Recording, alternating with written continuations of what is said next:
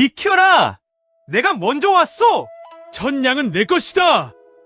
관아 앞마당이 뒤집어져 있었습니다. 7년째 풀리지 않은 최대감 유산송사, 진실을 밝혀내는 자에게 현상금 천냥. 고을 사람들은 물론이고 먼 고을 사람들까지 몰려들었지요. 그런데 오늘은 평소와 달랐습니다. 사람들이 돈 때문이 아니라 사람 때문이었지요. 관아 앞에 한 사내가 말을 타고 들어왔습니다. 순간 군중이 갈라졌습니다. 백전불패 송사꾼이다. 100번 싸워 99번 이겼다는 그 사람. 잠시 뒤 또 다른 마차가 도착했습니다. 백발 노인이 천천히 내렸지요. 명이다!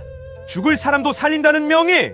사람들이 술렁이는 사이 비단 옷을 입은 사내 하나가 부채를 접으며 걸어왔습니다. 조선 제일 장부천재! 상단 10곳을 살려낸 사람! 곧이어 마지막 인물이 나타났습니다. 검은 도포를 입은 노인, 전직 암행어사 수행관이었지요. 사람들은 이미 결과가 나왔다고 생각했습니다. 천냥은 저들 중 하나가 가져가겠구먼. 이제 송사는 끝났어. 그때였습니다. 사람들 틈 사이로 맨발의 어린 소녀 하나가 천천히 걸어 나왔습니다. 낡은 저고리, 해진 치마, 며칠째 굶은 듯 수척한 얼굴. 사람들이 피식 웃었습니다. 저 계집도 천냥이 탐나는 모양이군. 집에 가서 죽이나 먹을 것이지? 하지만 소녀는 아무 말도 하지 않았습니다. 그저 관아 벽에 붙은 방을 처음부터 끝까지 읽고 있었지요. 그리고 잠시 뒤 연화가 작은 목소리로 중얼거렸습니다. 이상하네. 옆에 있던 포졸이 물었습니다. 무엇이 이상하다는 것이냐? 연화는 방 아래 적힌 작은 글씨를 가리켰습니다.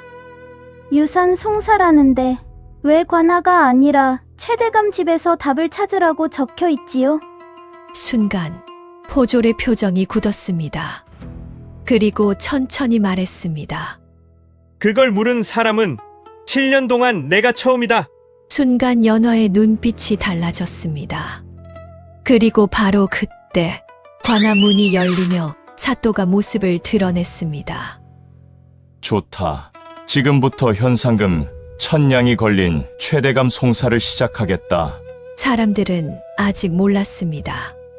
조선 최고의 명인 넷이 모두 실패하고 가장 먼저 진실에 다가가는 사람이 눈앞에 맨발 소녀가 될 것이라는 사실을 말입니다. 사또의 한마디에 관아 마당이 조용해졌습니다. 사람들은 숨을 죽인 채 귀를 기울였지요. 규칙은 단 하나다. 장부를 봐서는 안 된다. 사람들이 웅성거리기 시작했습니다. 유원장도 볼 수 없다. 웅성거림이 더 커졌습니다. 아들들을 따로 신문하는 것도 금지다.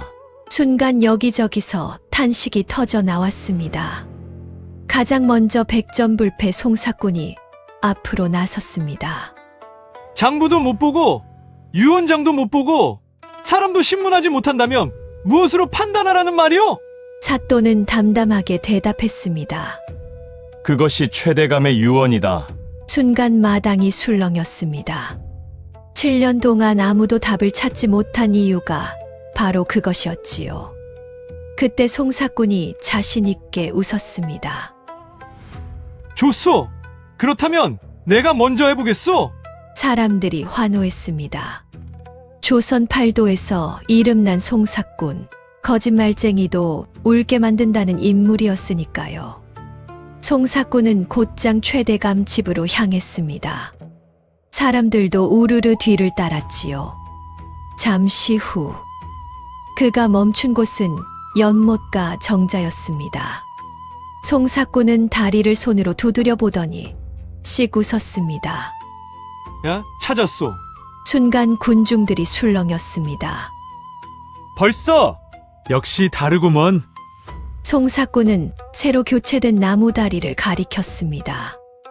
이 다리는 최근에 고쳤소. 그리고 비용을 낸 사람은 첫째 아들이오. 사람들이 고개를 끄덕였습니다.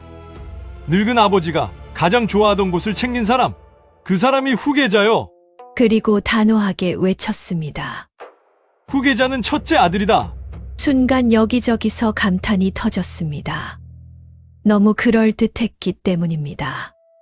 그때였습니다. 사람들 맨 뒤에 서 있던 연화가 정자를 가만히 바라보았습니다. 한참 동안 아무 말이 없던 연화가 작게 중얼거렸습니다. 아닌데, 순간 주변이 조용해졌습니다. 포졸이 물었습니다. 무엇이 아니라는 것이냐? 연화는 정자를 가리켰습니다. 최대감께서 저곳을 가장 좋아하셨다면 왜 정자 바닥에는 먼지가 저렇게 쌓여 있지요? 순간 송사꾼의 표정이 굳었습니다. 사람들의 시선이 일제히 정자로 향했습니다. 정말이었습니다.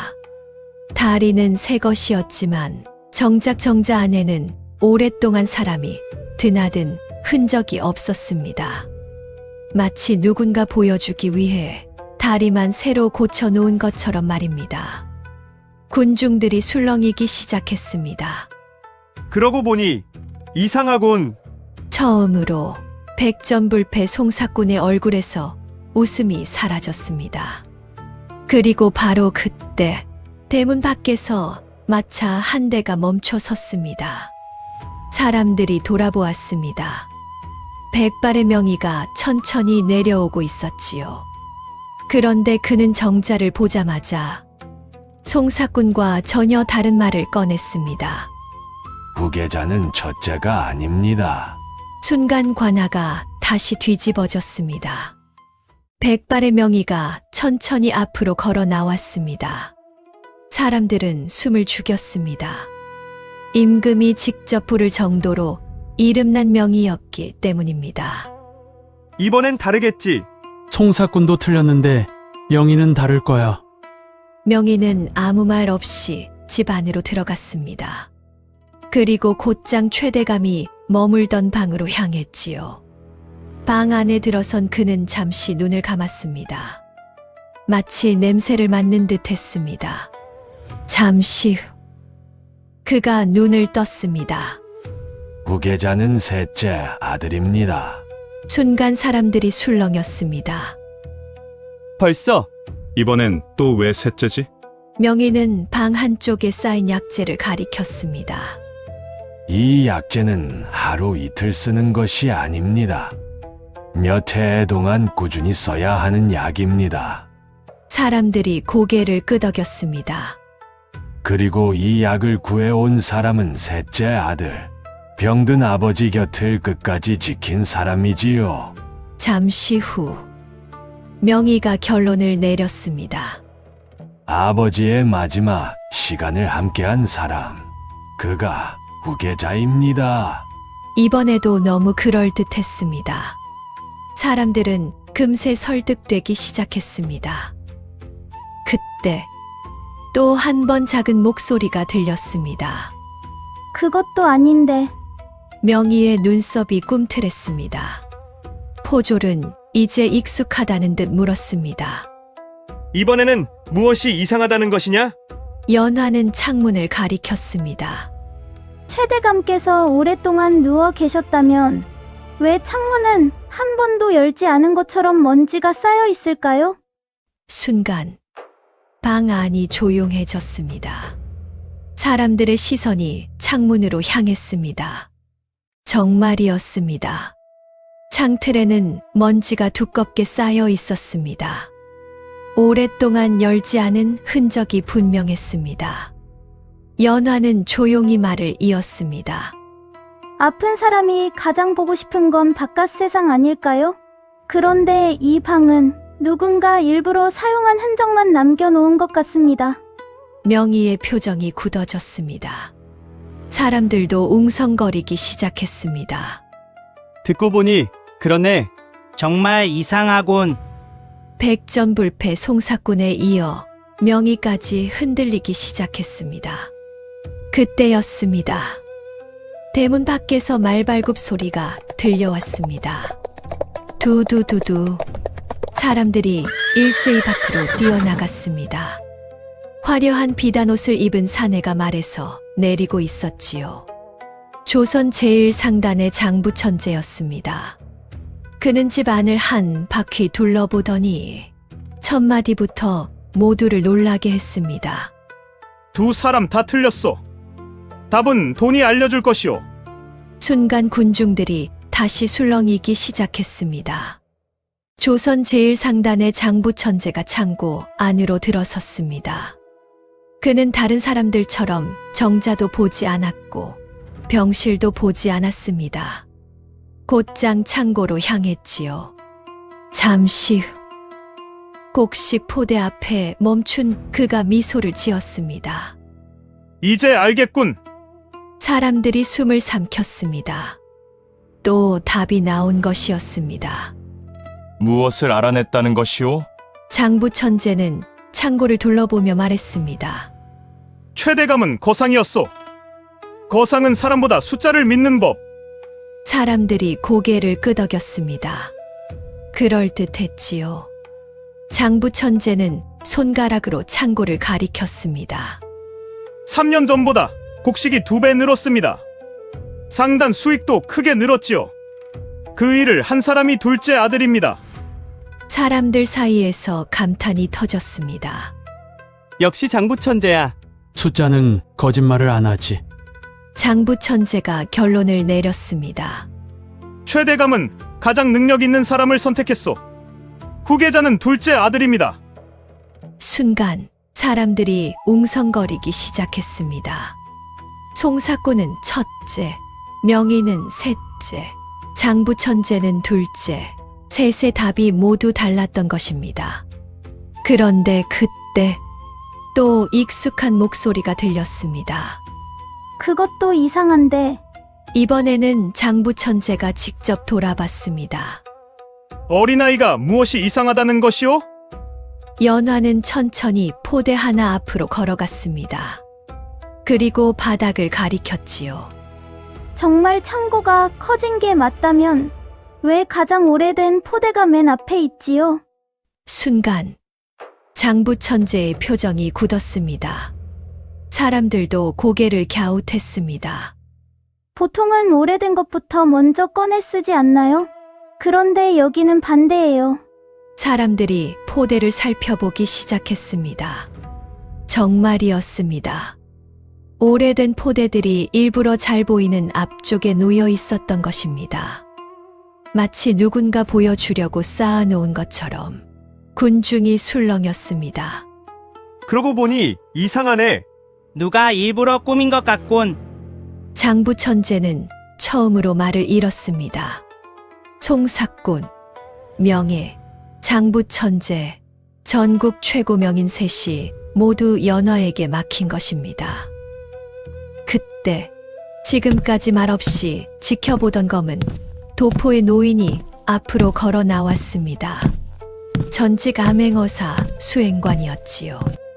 그는 집 전체를 천천히 둘러보더니 뜻밖의 말을 꺼냈습니다. 셋 다 틀렸소. 순간 마당이 조용해졌습니다. 첫째도 아니다. 둘째도 아니다. 셋째도 아니다. 사람들이 충격에 빠진 가운데 수행관은 마지막 한마디를 덧붙였습니다. 그리고 이 집에는 누군가 일부러 만든 함정이 가득하오. 그 말을 들은 연화의 눈빛이 번뜩였습니다. 처음으로 자신의 생각과 같은 말을 들은 것이었습니다. 관아 마당이 술렁였습니다. 송사꾼도 틀렸고 명의도 틀렸고 장부천재도 틀렸습니다. 이제 남은 사람은 암행어사 수행관 뿐이었지요. 사람들의 시선이 모두 그에게 쏠렸습니다. 그렇다면 그대는 답을 찾았다는 것이오? 수행관은 천천히 고개를 저었습니다. 아직 아니오. 하지만 확실한 것은 있소. 이 집은 진실을 숨긴 것이 아니라 가짜 답을 보여주고 있소. 순간 사람들이 웅성거렸습니다.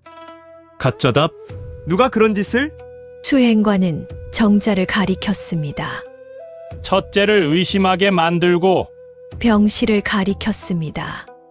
셋째를 의심하게 만들고 창고를 가리켰습니다. 둘째를 의심하게 만들었소. 사람들이 숨을 삼켰습니다. 듣고 보니 정말 그랬습니다. 모든 흔적이 너무 완벽했지요. 너무 완벽해서 오히려 이상했습니다. 그때 연화가 조용히 물었습니다. 그런데 한 가지 이상합니다. 수행관이 돌아봤습니다. 무엇이요? 연화는 집 안쪽을 가리켰습니다. 다들 정자만 보고, 병실만 보고, 창고만 봤습니다. 잠시 침묵.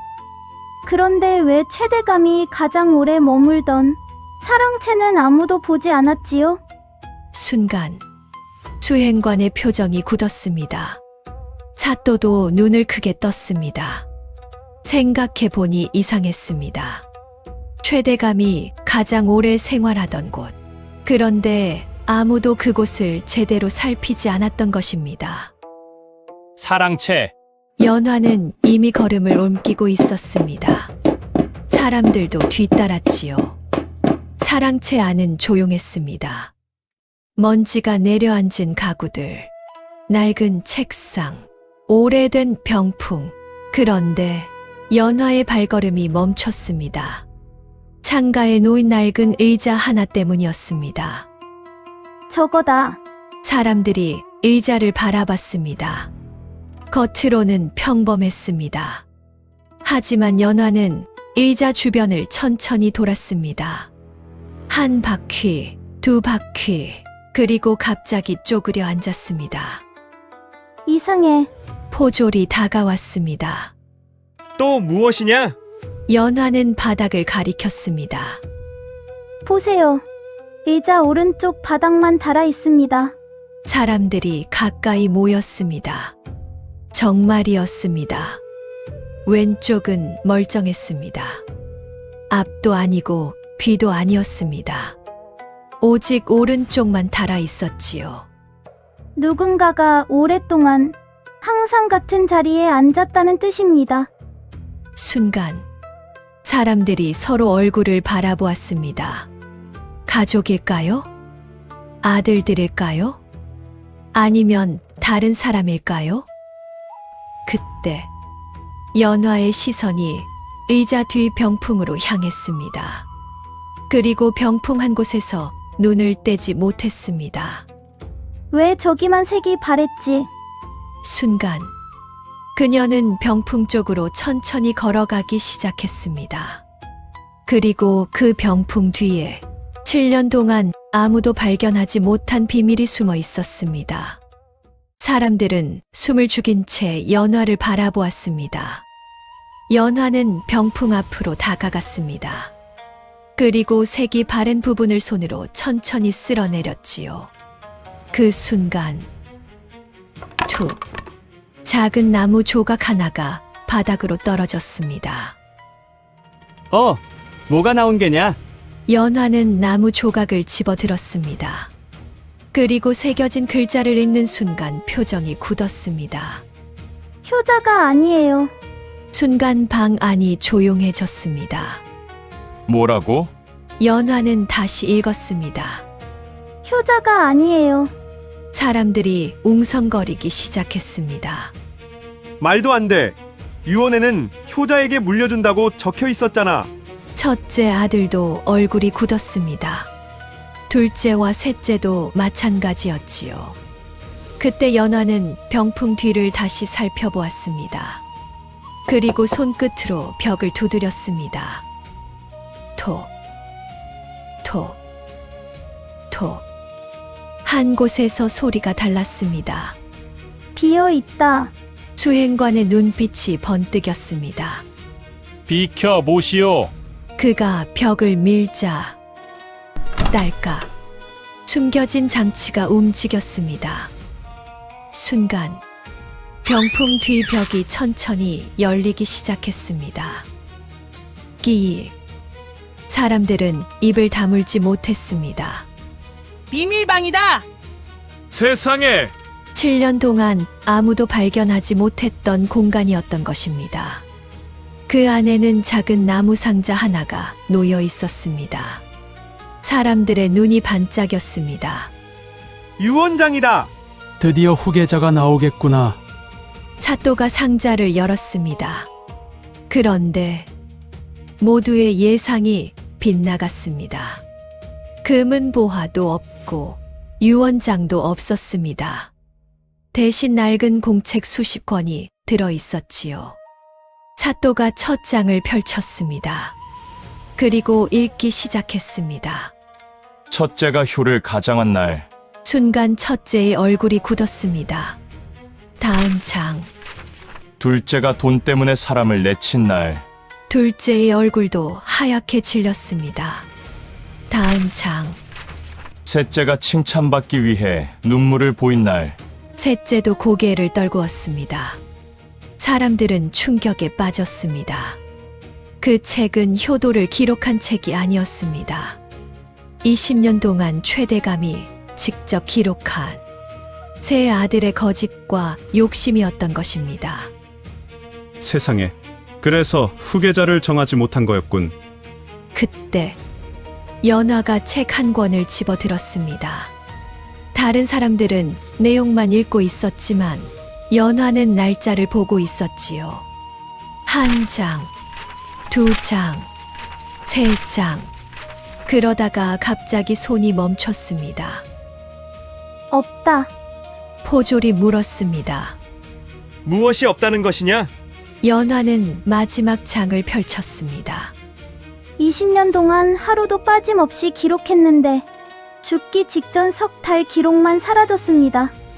순간 방 안이 조용해졌습니다. 사또도 눈을 크게 떴습니다. 석 달 기록이 없다고? 연화는 천천히 고개를 끄덕였습니다. 누군가 가져갔습니다. 그리고 그 석 달 안에 진짜 답이 있습니다. 바로 그 순간 방 한 구석에 서 있던 늙은 하인의 얼굴이 새하얗게 질리기 시작했습니다. 연화는 그것을 놓치지 않았습니다. 당신은 알고 있군요. 순간 하인의 몸이 크게 떨렸습니다. 하인의 몸이 떨리기 시작했습니다. 사람들의 시선이 한꺼번에 그에게 쏠렸지요. 아는 것이 있느냐? 하인은 한참 동안 입을 열지 못했습니다.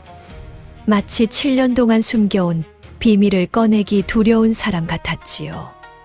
그러다 결국 힘겹게 입을 열었습니다. 마지막 석 달 동안 매일 찾아오던 사람이 있었습니다. 순간 방 안이 조용해졌습니다. 누구냐? 하인이 대답했습니다. 상단의 마부였습니다. 순간 사람들이 술렁였습니다. 마부, 아들들이 아니라 왜 마부가? 첫째 아들이 버럭 소리쳤습니다. 허튼 소리! 아버님이 마부 따위를 왜 만나? 하지만 하인은 단호했습니다. 소인이 직접 보았습니다. 새벽마다 찾아왔습니다. 그리고 나리께서는 아무도 드리지 말라고 하셨습니다. 사람들의 표정이 복잡해졌습니다. 조선 최고의 거상이 아들도 아닌 마부를 매일 만났다는 것이 이상했기 때문입니다. 그때 연화가 의자 오른쪽 바닥을 가리켰습니다. 그래서였군요. 사람들이 돌아봤습니다. 이 자리는 가족 자리가 아닙니다. 매일 같은 시간 찾아오는 사람 자리입니다. 수행관의 눈빛이 번뜩였습니다. 그래서 후계자가 아니라는 것이었구나. 연화는 고개를 끄덕였습니다. 그 순간 밖에서 급한 발소리가 들려왔습니다. 타다다. 젊은 포졸 하나가 헐레벌떡 뛰어들어왔습니다. 사또 나리, 창고를 정리하다가 이상한 상자를 발견했습니다.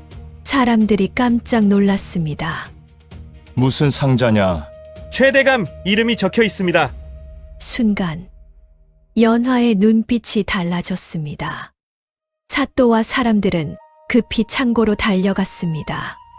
창고 가장 안쪽, 먼지가 수북이 쌓인 나무 상자가 하나 놓여 있었지요. 상자 위에는 짧은 글이 적혀 있었습니다. 7년이 지나기 전에는 열지 말 것. 순간 사람들이 숨을 삼켰습니다.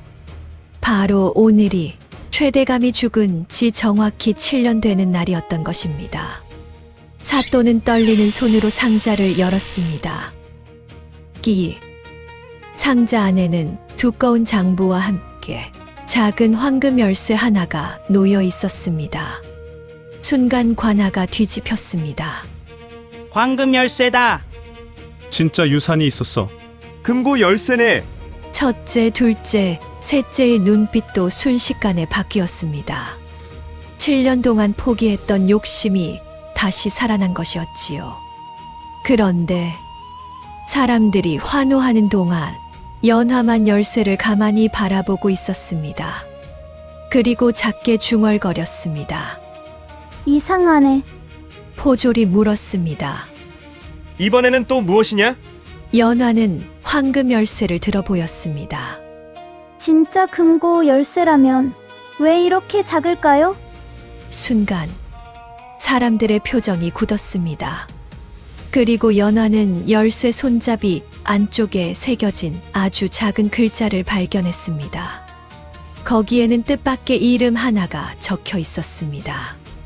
그 이름은 첫째도, 둘째도, 셋째도 아니었습니다.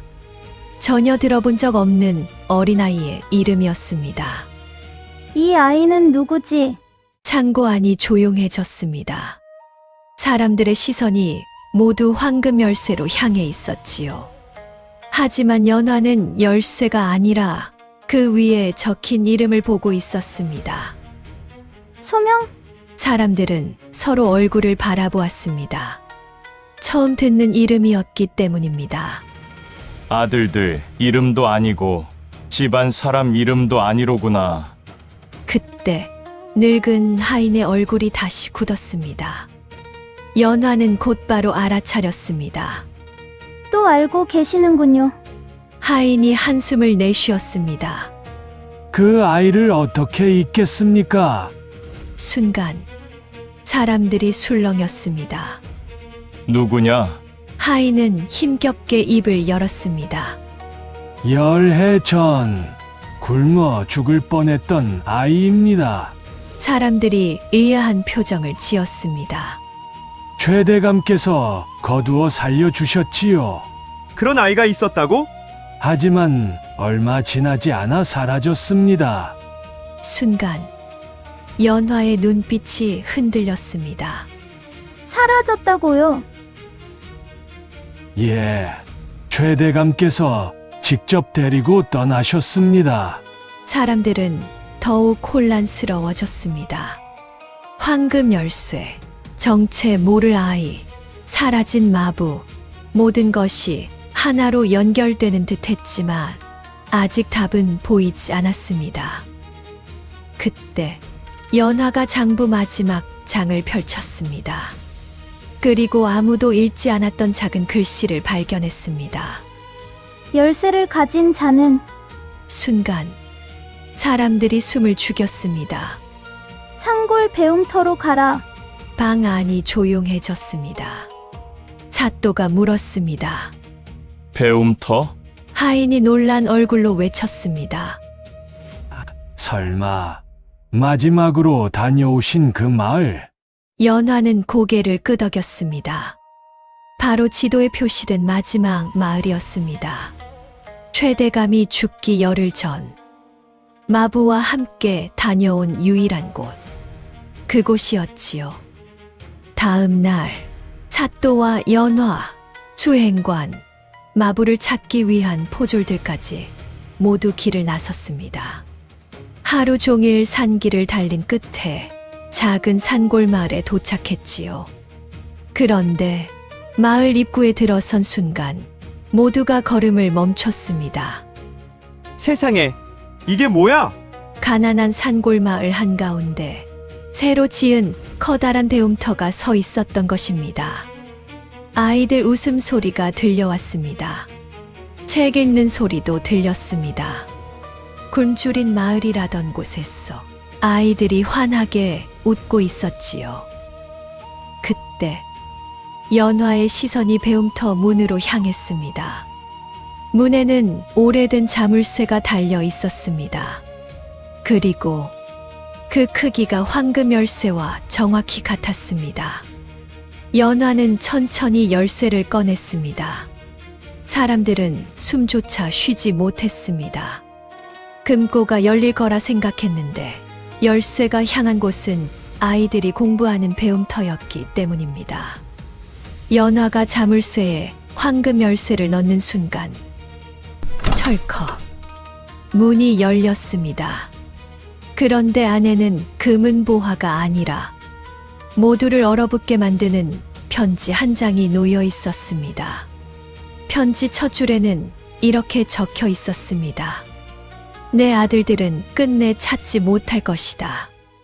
배움터 안은 조용했습니다. 사람들은 금은 보화를 기대했지만 낡은 나무상 위에는 편지 한 장만 놓여 있었지요. 사또가 떨리는 손으로 편지를 펼쳤습니다. 그리고 천천히 읽기 시작했습니다. 내 아들들은 끝내 찾지 못할 것이다. 순간 첫째와 둘째, 셋째의 얼굴이 굳었습니다. 그들은 재산을 찾을 것이고 후계자를 찾을 것이며 황금을 찾을 것이다. 사람들은 숨을 죽였습니다. 하지만 내가 찾는 것은 사람이다. 순간 연화의 눈빛이 흔들렸습니다. 지금까지 자신이 생각했던 것과 같았기 때문입니다. 사또는 계속 읽었습니다. 그래서 나는 마지막 시험을 남겼다. 황금 열쇠를 찾은 자가 아니라 황금 열쇠가 향하는 곳을 이해한 자를 찾기 위해. 그때 배움터 안쪽에서 배움터 문이 열렸습니다. 사람들이 놀라 돌아보았습니다. 그곳에는 백발의 노인 하나가 서 있었습니다. 순간 늙은 하인이 외쳤습니다. 마부다. 7년 동안 사라졌던 마부였습니다. 사람들이 술렁였습니다. 살아 있었어? 여기 숨어 있었던 거야? 마부는 아이들을 바라보며 조용히 웃었습니다. 그리고 말했습니다. 저희는 숨은 적이 없습니다. 이 아이들을 지키고 있었을 뿐입니다. 순간 아이들이 하나둘 마부 곁으로 모여들었습니다. 고아들이었습니다. 부모를 잃은 아이들, 굶주리던 아이들, 병들어 버려진 아이들, 그 숫자가 수십 명은 되어 보였습니다. 사람들은 말을 잃었습니다. 설마. 마부는 천천히 고개를 끄덕였습니다. 최대감 나리께서는 죽기 전 10년 동안 몰래 아이들을 돌보셨습니다. 배움터도, 우물도, 다리도 모두 나리께서 만든 것입니다. 순간 첫째 아들의 얼굴이 하얗게 질렸습니다. 둘째도 말을 잃었습니다. 셋째 역시 고개를 숙였습니다. 그들은 평생 후계자만 찾고 있었는데 정작 아버지는 전혀 다른 일을 하고 있었던 것입니다. 그때 연화가 조용히 물었습니다. 그렇다면 소명은 누구입니까? 순간 마부의 표정이 굳었습니다. 아이들도 조용해졌습니다. 잠시 후 마부가 천천히 한 아이를 앞으로 불러냈습니다. 10살쯤 되어 보이는 마른 아이였습니다. 이 아이입니다. 사람들이 놀랐습니다.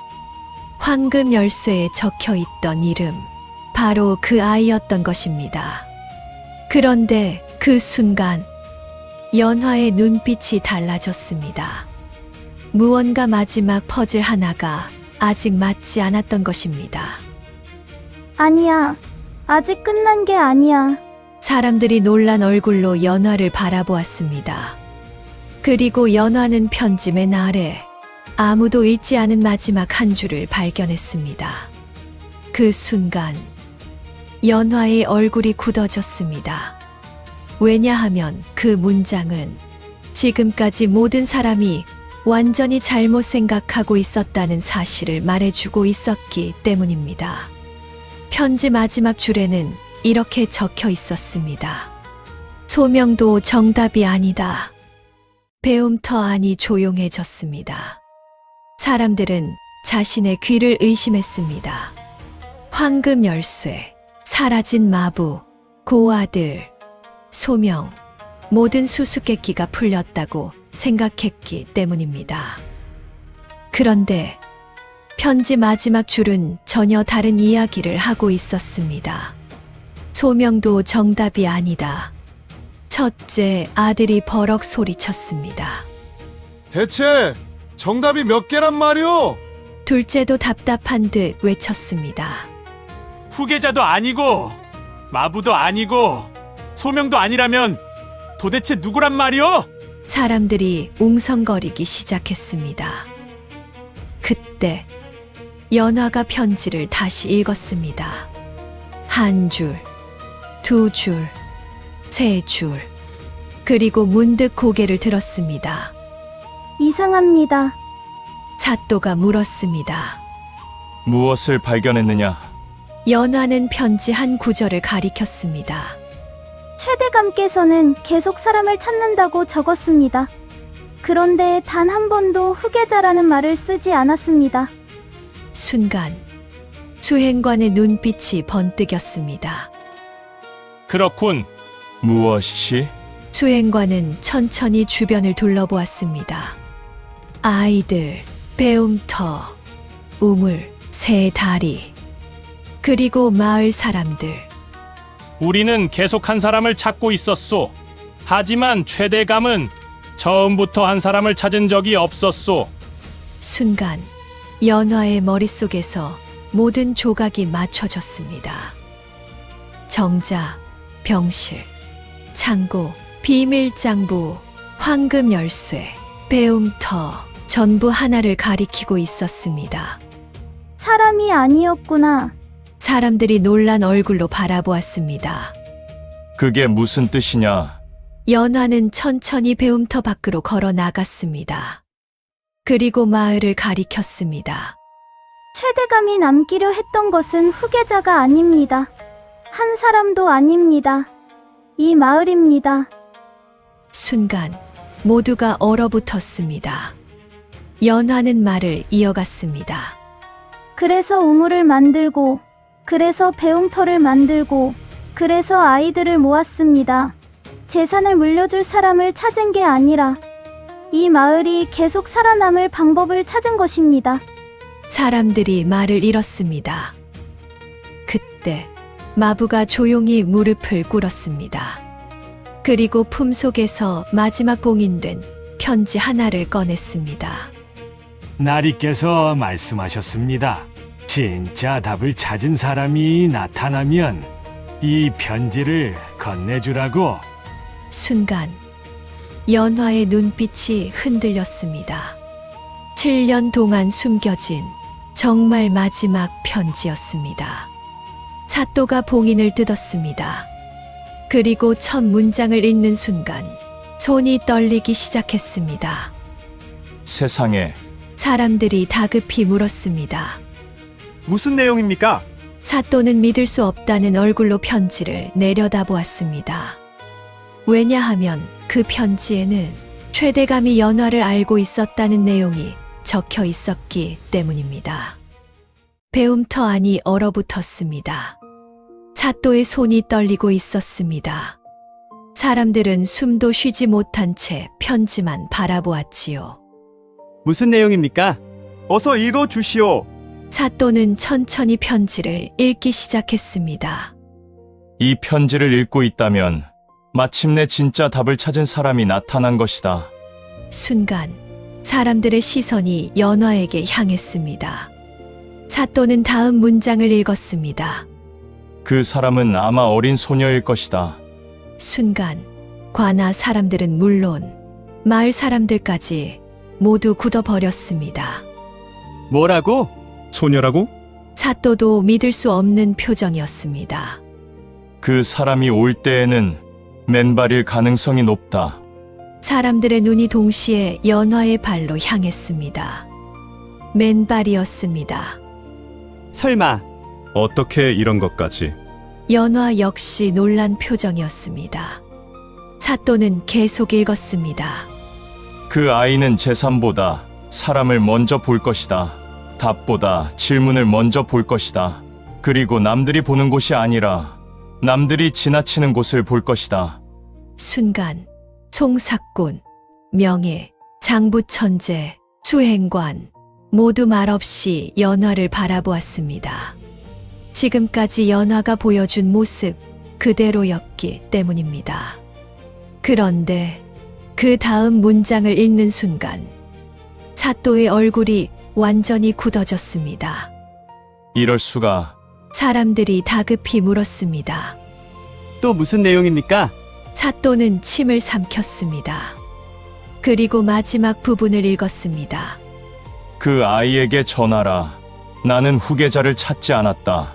나는 심판자를 찾았다. 순간 모든 사람이 얼어붙었습니다. 심판자, 그 말의 의미를 이해하지 못했기 때문입니다. 연화가 조용히 물었습니다. 심판자라니요?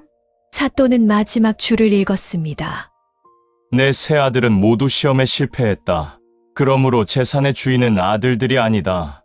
순간 첫째가 벌떡 일어났습니다. 말도 안 된다. 둘째도 소리쳤습니다. 그럼 재산은 누구 것이란 말이오? 셋째 역시 얼굴이 붉어졌습니다. 그러나 사또는 마지막 문장을 읽었습니다. 재산의 주인을 정할 권한을 그 아이에게 맡긴다. 순간 배움터 안이 완전히 정적에 휩싸였습니다. 수천 양의 재산, 수십 개의 상단, 수백 칸의 토지, 그 모든 결정권이 고작 어린 소녀 연화에게 넘어간 것이었습니다. 그리고 바로 그 순간 첫째 아들이 연화를 노려보며 앞으로 한 걸음 나섰습니다. 그런 건 인정할 수 없다. 둘째도 앞으로 나섰습니다. 아이 하나의 말로 우리 집안 재산을 결정한다고? 셋째도 차갑게 말했습니다. 그렇다면 우리도 묻겠다. 세 형제가 동시에 연화를 바라보았습니다. 누가 재산을 가져야 한다고 생각하느냐? 순간 모든 시선이 연화에게 쏠렸습니다. 그리고 연화는 잠시 침묵하다가 아무도 예상하지 못한 사람의 이름을 입에 올렸습니다. 마부 어르신입니다. 순간 배움터가 뒤집어졌습니다. 배움터 안이 술렁였습니다. 사람들은 자신의 귀를 의심했습니다. 마부라고? 아니, 저 사람이 왜? 첫째는 분노했습니다. 둘째는 비웃었습니다. 셋째는 고개를 저었습니다. 저 사람은 글도 모른다. 상단 운영도 못한다. 가문 사람도 아니다. 하지만 연화는 조금도 흔들리지 않았습니다. 오히려 세 형제를 차례로 바라보았습니다. 맞습니다. 마부 어르신은 글도 모릅니다. 장부도 모릅니다. 상단 운영도 모릅니다. 세 형제의 얼굴에 웃음이 스쳤습니다. 그때 연화가 말을 이었습니다. 하지만 이분은 7년 동안 단 한 양도 가져가지 않았습니다. 순간 웃음이 사라졌습니다. 이분은 재산을 지키지 않았습니다. 아이들을 지켰습니다. 연화는 배움터를 가리켰습니다. 우물을 지켰고, 다리를 지켰고, 배움터를 지켰습니다. 그리고 아무도 찾지 않는 아이들을 지켰습니다. 배움터 안이 조용해졌습니다. 그 누구도 반박하지 못했습니다. 그때 마부가 천천히 고개를 숙였습니다. 저희는 그저 약속을 지켰을 뿐입니다. 연화는 고개를 저었습니다. 아닙니다. 최대감 어르신은 사람을 맡길 사람을 찾고 있었습니다. 그리고 이미 찾으셨습니다. 순간 사또도 천천히 고개를 끄덕였습니다. 송사꾼도, 명의도, 장부천재도, 수행관도 아무 말 없이 동의했습니다. 전국 최고의 명인들이 풀지 못한 답을 연화가 찾아낸 것이었습니다. 그때 마부가 갑자기 품속에서 작은 꾸러미 하나를 꺼냈습니다. 나리께서 이것도 전하라 하셨습니다. 사람들이 놀란 얼굴로 바라보았습니다. 꾸러미 안에는 작은 목패 하나가 들어 있었습니다. 연화가 뒤집어 보았습니다. 그리고 순간 눈이 커졌습니다. 거기에는 짧은 글이 적혀 있었지요. 사람을 남기는 자가 가장 큰 부자다. 연화는 한참 동안 목패를 바라보았습니다. 그 순간 그녀는 왜 최대감이 정자와 병실, 창고에 거짓 흔적을 남겼는지 깨달았습니다. 최대감은 후계자를 찾으려 한 것이 아니었습니다. 사람들이 무엇을 먼저 보는지 시험한 것이었습니다. 돈을 보는 사람, 명예를 보는 사람, 효도를 보는 사람, 그 모든 사람들 가운데 오직 한 사람만이 사람을 보았습니다. 바로 연화였지요. 사또가 천천히 자리에서 일어났습니다. 그리고 사람들 앞에서 선언했습니다. 7년 송사는 오늘로 끝났다. 최대감의 뜻에 따라 재산은 이 마을과 아이들을 위해 쓰인다. 순간 첫째도, 둘째도, 셋째도 아무 말도 하지 못했습니다. 왜냐하면 그들 역시 이제야 알게 되었기 때문입니다. 아버지가 남긴 가장 큰 유산은 황금도, 상단도, 땅도 아니었다는 사실을 말입니다. 배움터 밖에서는 아이들의 웃음소리가 들려왔습니다. 연화는 그 모습을 조용히 바라보았습니다. 그리고 문득 하늘을 올려다보았습니다.